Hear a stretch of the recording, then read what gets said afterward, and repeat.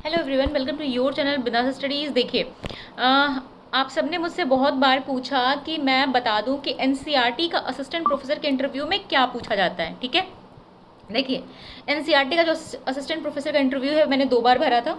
एक बार तो मुझे कॉल ही नहीं आई, मुझे नहीं पता क्यों नहीं आई।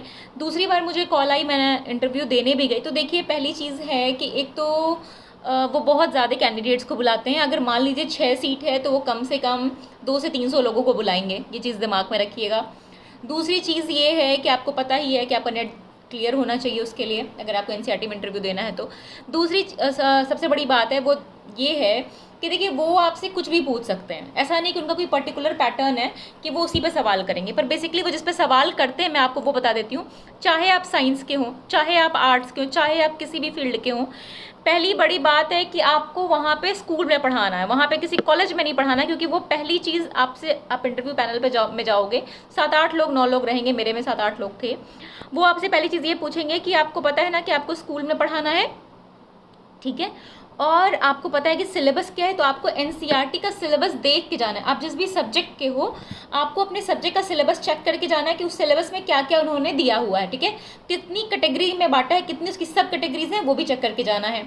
फिर आपको ये देखना पड़ेगा कि आप उनमें से क्या पढ़ा सकते हो। वो ये भी पूछेंगे कि आप इनमें से क्या पढ़ाना चाहोगे। तो जो भी आप चूज़ करना, सपोज करो कि आप हिस्ट्री के हो, ठीक है, तो अगर आप हिस्ट्री के, उन्होंने पूछा भाई कौन सा इतिहास पढ़ाने में आप ज़्यादा कंफर्टेबल हो, आपने कहा कि मतलब कौन सा का मतलब है, स्कूल में तो डिवाइड नहीं है एंशिएंट मॉडर्न मिडिवल में, सब एक ही बुक में आता है। लेकिन वो पूछेंगे मतलब कौन सा पोर्शन आप पढ़ाने में ज़्यादा कंफर्टेबल हो।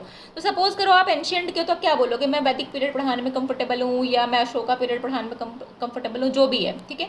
लेकिन अगर ऐसे ही आप किसी और सब्जेक्ट के हो, तो आपके सब्जेक्ट की का जो भी आप सिलेबस देखोगे, उसमें से देख लेना कि उन्होंने जो भी आपके सिलेबस को जितने पार्ट्स में डिवाइड करा होगा, तो उसमें कौन से पोर्शन में आप कंफर्टेबल हो, वो अच्छे से पढ़ के जाना, वो पूछा जाता है।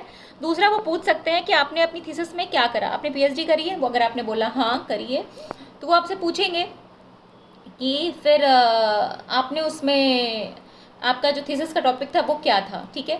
या वो आपसे ये पूछ सकते हैं क्या आप पहले भी कहीं, मतलब इसके पहले आप कहीं एडहॉक पर पढ़ाते थे या पढ़ा रहे हो। अगर आप बोलोगे हाँ मैं गेस्ट या एडहॉक पर पढ़ाता हूँ, तो वो पूछेंगे वहाँ क्या पढ़ाते हो। अगर आपने बोला कि मैं पर्टिकुलर ये सब्जेक्ट पढ़ाता हूँ, तो वो उससे सवाल पूछ लेंगे, ठीक है।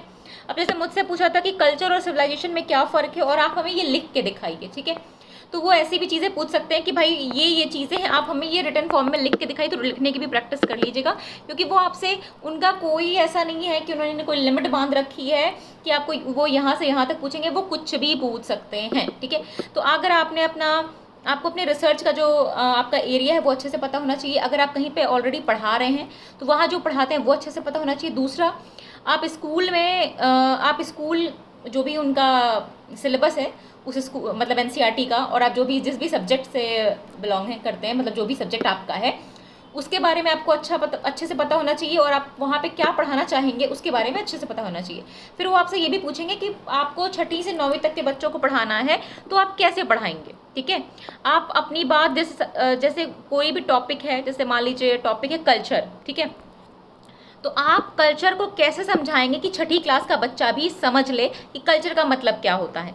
तो वो ये भी पूछ सकते हैं कि कोई भी टॉपिक है जो भी आप बोलेंगे, तो इसको आप 6ठी से 9वीं 10वीं को कैसे आप ही समझाएंगे। तो आपको ये जो आपकी कहते हैं ना, समझाने की आपकी एबिलिटी है, ये आपको अच्छे से तैयार करके जानी है कि अगर आपसे वो कोई क्वेश्चन कर दें कि आप इस टॉपिक को कैसे स्कूल के बच्चों को समझाएंगे, तो आप उसको बता पाएँ। और कोशिश करिएगा कि अपने शब्दों का जो चुनाव है वो ईजी रखिएगा, क्योंकि देखिए जो बच्चे होते हैं वो भारी भरकम शब्द नहीं समझते, चाहे आप किसी भी सब्जेक्ट से क्यों ना हो।